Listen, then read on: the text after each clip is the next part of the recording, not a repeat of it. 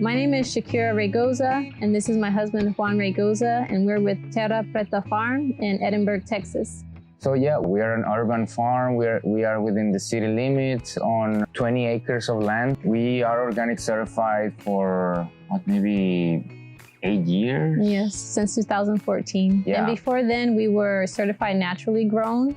We try to incorporate practices that are going to be beneficial to the soil. So we do a lot of the mechanical weeding. We don't use any chemicals. So that aligns with our values of, protecting the environment, the soil, the land. Our main crop right now is radishes. We grow radishes wholesale, but we also do some variety of vegetables. Anything that is needed for a CSA. Winters we have, they're mild. And so that allows the pests to keep reproducing pretty much year round. So we struggle with pests, with weeds, with shortage of labor. We have seen quite a few different weeds. The most problematic for us, I would say, is the stinging nettle because it causes problems for the harvesters. If we don't take care of it, people, get sting and it hurts for like the whole day. Also the guinea grass, once it establishes, if we don't take care of it, the root system gets very strong and then it's very hard to take out. The way we approach our weed control is different for our wholesale system than for our community garden. On the wholesale side, we like to tackle the weeds when they are very, very small. We don't let them grow pretty much at all. We started off with doing a lot of hand weeding at first, especially when we were small scale. And then we started incorporating more like mechanical means. So we have the tractor, we have the implements that we use now, a basket weeder and some other sweeps to take care of the weeds that way. So that's how it's changed over time. So it was like a big jump for us to go from, we were doing, I think, 1.5 acres of wide variety of vegetables for CSA. Then all of a sudden we have that opportunity to do wholesale and we are moving to 12, 14, 15 acres. The first year when we grew, we actually hired workers to come in and weed the fields by hand. And that was calculated into our cost of production. We said we were gonna have to weed because we know there's gonna be the pigweed that was coming out at that time. When we were looking into, how to, be more efficient, Juan actually was looking into some of the other weed management practices. And so he found that basket weeder. And so we incorporated it and we noticed a big difference. We saved quite a bit just by adding that to our production. And we were able to actually go from 3 rows. And then the second year we started doing 4 rows of radish per bed. So we increased the density and that helped. And we made adjustments with the basket weeder, got another basket in there, able to make it fit.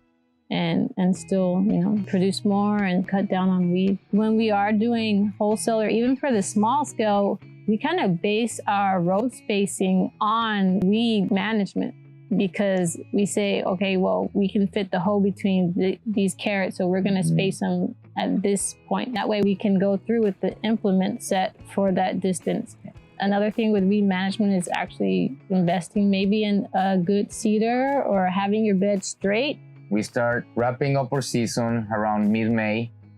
That's when it starts getting pretty hot in here and we start seeing a lot of pests and the quality starts going down. By the time we finish our last harvest, we go and take out all of our drip irrigation system. After that, we go and disc to terminate any remaining crops. After that, we plant cover crops. We have done sorghum Sudan grass, sun hemp, cowpeas.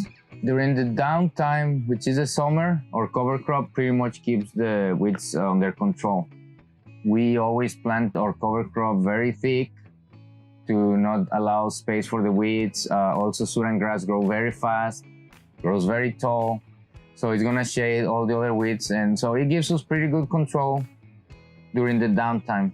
So we leave our cover crop until mid-August. We shred them right before they go to seed. Right after flowering, we go and shred them.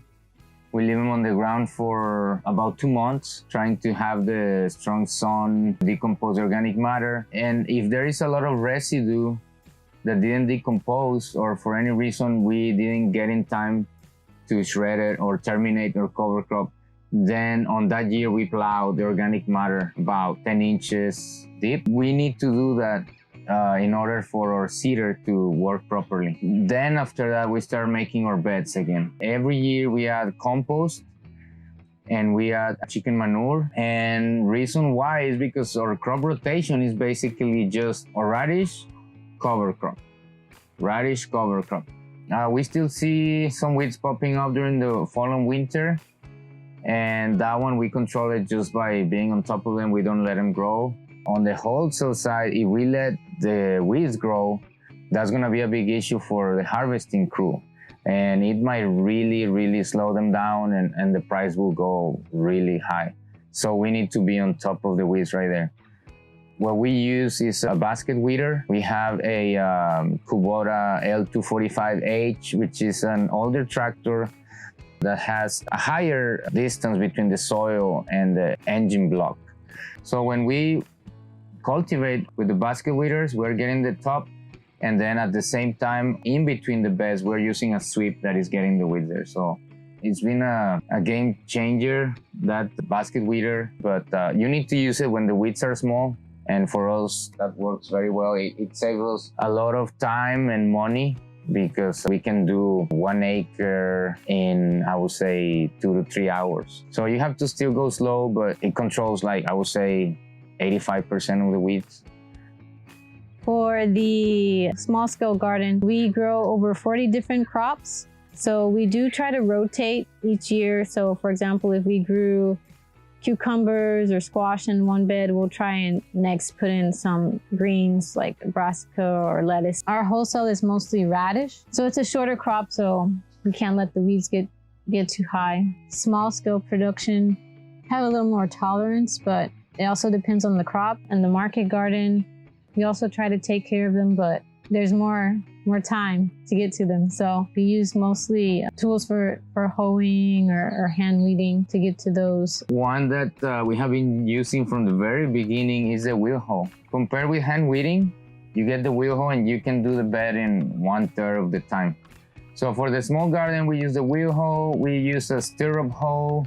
Yeah, so that one, you can go very fast because you're not gonna be hurting the plants if it's sharp. So this one is not sharp. We use a flame cultivator.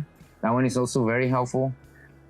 So we put mulch around the structures of the farm and in between the trees because it helps suppress the weeds. Sometimes the tractor can't get in close to these structures or in between the trees. So the mulch has been great, especially in this high tunnel where we're at. We didn't have the mulch there before, and so a lot of grass came in, and it really took over to the first 2 beds that were closest to the right-of-way. So the mulch is really helpful to make sure you're not introducing weeds around your tunnels. I think with the way we're doing things, it allows to save